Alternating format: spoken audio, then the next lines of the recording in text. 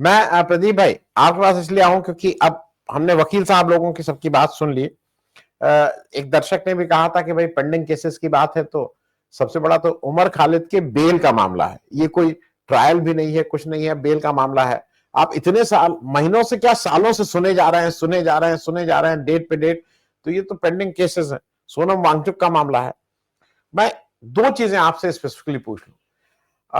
जहां पे मुझे ऐसा लगता है कि इस देश की जुडिशरी ने अगर वहां पे कुछ काम, एक पास्ट का एक लूंगा और एक फ्यूचर का, पे अगर काम नहीं किया था तो कहीं ना कहीं जवाबदेही तो होगी, और कटघरे में खड़के वो हम उसको मुजरिम के रूप में देख रहे हैं। मणिपुर पे इसी सुप्रीम कोर्ट ने एक एसआईटी बनाई थी और मालूम नहीं क्या क्या बनाया था, कैसे ऐसे होगा। मेरी जितनी जानकारी है उसमें कुछ नहीं हुआ। वो गए आए, अपना टूर वूर कराए, घूम घूम आए, लेकिन उसने कहीं कुछ ऐसा किया। क्योंकि दिक्कत क्या है कि ये इश्यूज पॉलिटिकली सॉल्व होने थे। क्या उस सोसाइटी ने कहा कि आप जाके पॉलिटिकली सॉल्व करिए, या वहां के जो चीफ मिनिस्टर बीरेंद्र सिंह साहब थे उन्होंने ये सब किया है? वो बिल्कुल लीपा पोती का काम था। और आज की तारीख में मुझे ऐसा लगता है प्रदीप भाई, मैं आपसे इसलिए स्पेसिफिक चीज पूछ रहा हूं।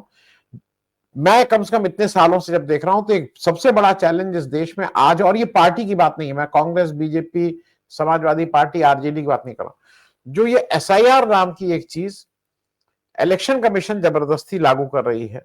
और उसमें जो अभी हाल के दिनों में है कि बीएलओज आत्महत्या कर रहे हैं। बीएलओज कह रहे हैं नहीं हो सकता है, क्योंकि जो आपको जो लोग लगाए जाने हैं वो स्टेट गवर्नमेंट के हैं। स्टेट गवर्नमेंट में, और मैं प्रदीप जी इसलिए इस पे आपसे एक टिप्पणी चाहूंगा। ये जो बीएलओज हैं, ये कोई इलेक्शन काम करने के लिए नहीं इनकी नियुक्ति हुई है। कोई टीचर के रूप में नियुक्त हुआ है, कोई और पंचायत अधिकारी है, कोई। तो इनको जो इन्होंने जब नौकरी ज्वाइन की है या नौकरी में आए हैं, जो इनको जो भी अपॉइंटमेंट लेटर मिला है वो पढ़ाने के लिए मिला है। ये आपने एक एक्स्ट्रा काम दे दिया। ज्ञानेश गुप्ता जी की जो लड़की है, नोएडा की जो डीएम है, उन्होंने कल एफआईआर करवाई है भाई। तो ये मैं इसलिए कह रहा हूं कि अगर इस समय भी सुप्रीम कोर्ट बिल्कुल चुप बन के बैठा है, तो वो तो तैयार है और वो हिमायती भी है, क्योंकि ताकत उसके पास है। प्रदीप जी, हम और आप, और ये बात मैं इसलिए कह रहा हूं, हम और आप अगर किसी इलेक्शन में हमारी जो एनालिसिस होती है वो गलत होती है, तो कितना यहां लोग आके कहते हैं ये आप बिक गए थे, वो फलाना। यहां पे तुम क्या कर रहे हो? मणिपुर की एसआईटी का क्या हुआ? आप चुपचाप बैठे हुए हैं। बिहार की एसआईआर पे अभी तक निर्णय नहीं दिया, आप चुपचाप बैठे हुए हैं। मैं इस पे एक टिप्पणी करना चाहूंगा कि ये जो अभी की है, एक कॉन्स्टिट्यूशनल क्राइसिस नहीं, एक नेशनल क्राइसिस है, जहां पे संविधान और लोकतंत्र के साथ खिलवाड़ हो रहा है। और इस पे अगर जुडिशरी से आपको नहीं उम्मीद है कि जुडिशरी को इसमें कुछ सुमोटो कहीं ना कहीं इंटरवीन करके जवाबदेही फिक्स करनी चाहिए। सुमोटो की भी बात नहीं है, एसआईआर का बिहार का वो केस आपके यहाँ पेंडिंग है। इस पे जरा मैं एक प्रदीप जी लार्जर क्वेश्चन पे पूछ रहा हूं।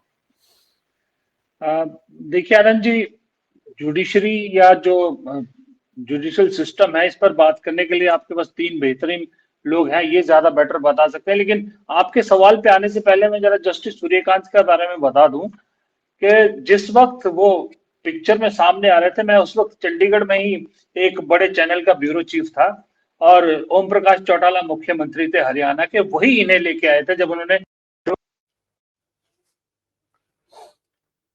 चलिए प्रदीप जी फिर से आएंगे, क्योंकि शायद मेरे से लगता है उनका हाथ कहीं लग गया है और वो कहीं कनेक्शन पे कहीं ना कहीं वो हो गया। मैं अगर ऐसा, तब तक आपसे, जब तक वो आते हैं तब तक एक, क्योंकि पूरक प्रश्न मेरे एक छोटे छोटे पूरक प्रश्न थे।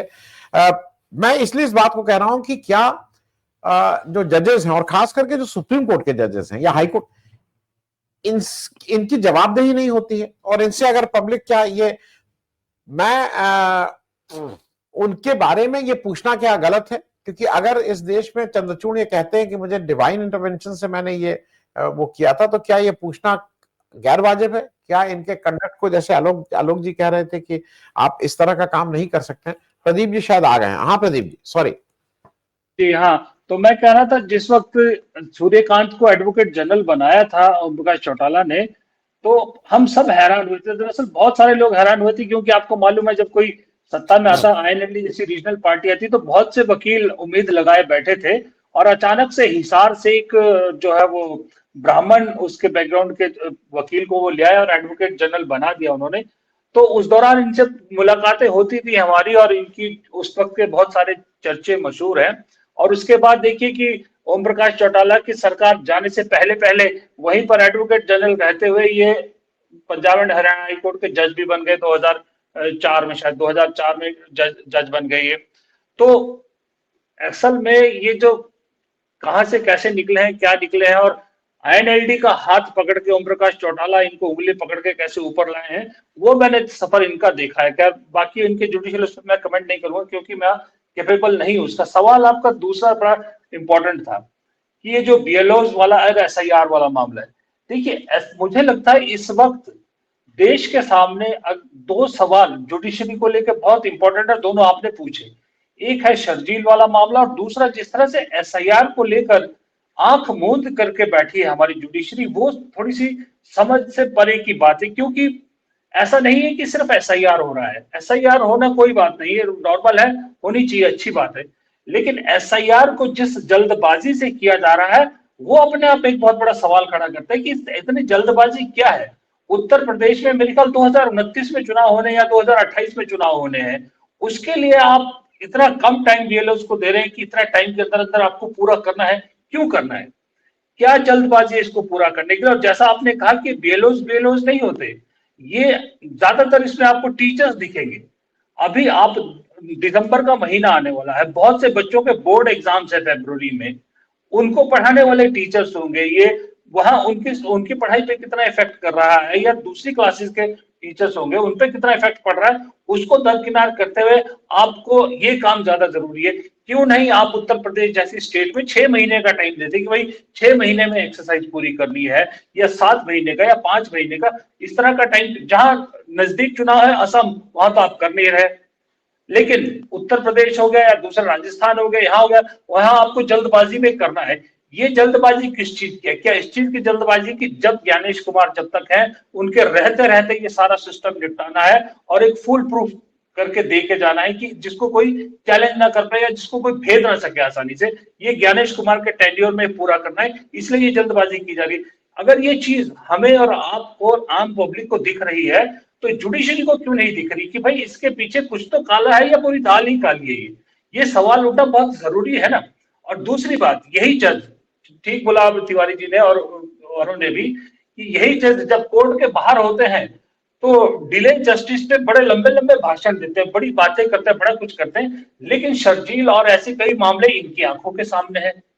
तब इनका जो बाहर कॉन्शियस जगता है सुप्रीम कोर्ट से बाहर आके, वो अंदर क्यों नहीं जगता, ये भी समझ से पर है। एक सवाल जो बार बार उठता था कि भाई 4 स्तंभ होते हैं आपके डेमोक्रेसी के, 3 पूरी तरह टूट गए हैं, एक जुडिशरी के सहारे खड़ा है। लेकिन आज की डेट में अगर कटघरे में कोई स्तंभ खड़ा है तो सबसे ज्यादा जुडिशरी खुद खड़ा है, क्योंकि जुडिशरी ने जितने चीजें की है, मैं तो कहूंगा कि अगर कभी इतिहास में आने वाला वक्त में जब इतिहास लिखा जाएगा, अगर जुडिशरी की कहीं बदनामी या जुडिशरी पे सवाल उठेंगे तो सबसे ऊपर और सबसे बड़ा नाम चंद्रचूड़ का होना चाहिए, डीवाई चंद्रचूड़ का। प्रधानमंत्री को अपने घर पे बुलाकर पूजा के बहाने घर बुलाना, उस दिन इस देश की जुडिशरी का सबसे बड़ा काला दिन था। उस दिन जो हुआ वो इस देश की जुडिशरी को मतलब क्रेडिबिलिटी पे बहुत बड़ा निशान खड़ा कर गया। आपके फैसले कुछ हो सकते हैं, आपके सरकार के प्रो फैसले हो सकते हैं, एंटी गवर्नमेंट फैसले हो सकते हैं, वो अलग बात है, वो आप अपने लिए, लेकिन आप जो पर्सनल जिंदगी में उस शख्सियत को जो है अपने घर बुलाते हैं, जिस शख्सियत के खिलाफ आपसे उम्मीद जताई जा रही थी कि इस निरंकुश सरकार पे अंकुश लगाने का जिम्मा आप पे दिया जा रहा था, आपसे उम्मीद की जा रही थी, आप उसी के आगे नतमस्त होते हैं, उसी को अपने घर बुलाते हैं। तो इससे बड़ी बात क्या हो सकती है किसी भी सिस्टम के डिग्रेड होने की? तो इसलिए मुझे ऐसा लगता है कि जस्टिस सूर्यकांत हो या जस्टिस कोई और हो, ये तो बहुत इतिहास में बहुत छोटी उसमें लिखे जाएंगे, लेकिन ये अपने जो जस्टिस चंद्रचूड़ है और उससे पहले वो, मैं नाम भूल रहा हूँ उनका, जो अभी राज्यसभा में है, नॉर्थ ईस्ट के जो है,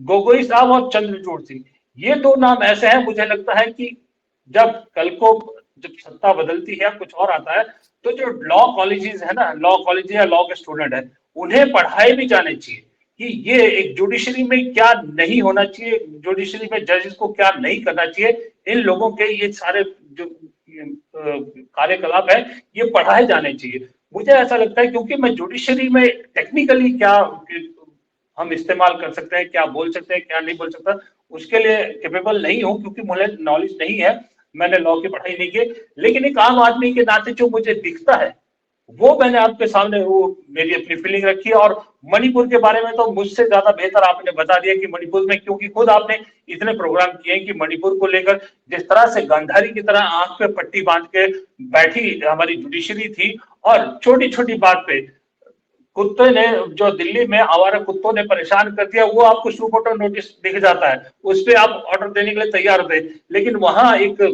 लोगों के साथ क्या क्या जुल्म हो रहे हैं, किस तरह से महिलाओं के साथ हो रहे हैं, वो आपको नहीं दिखता। वहां आप जो है आंखों पे पट्टी बांध लेते हैं, गांधारी बन के बैठ जाते हैं। तो आपका दोगलापन, आपका डबल स्टैंडर्ड और आपका से जो उम्मीदें थी वो कितनी खोखली है, ये आप खुद साबित करते हैं और खुद इन सब चीजों ने हमारे सामने रखा है। जी।